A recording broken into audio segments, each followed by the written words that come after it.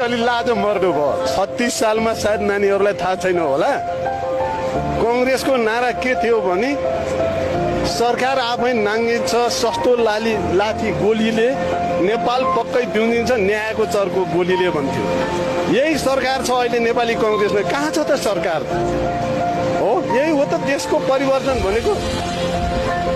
जस्तो नानीको उमेरको मान्छेहरू कतै हिँड्यो भने बेलुका मेरो छोरी आइपुग्छ कि पुग्दैन हो। युवा जतिलाई सब विदेश बेच्ने, 30,000 गयो अरे 40,000ले पाउने भएर यही हो देशको नीति। सब उद्योग जति बेचेर खाइसके, खोलानाला पहिल्यै बेचे, अब हामीलाई पनि बेच्ने दिन आएको त होइन।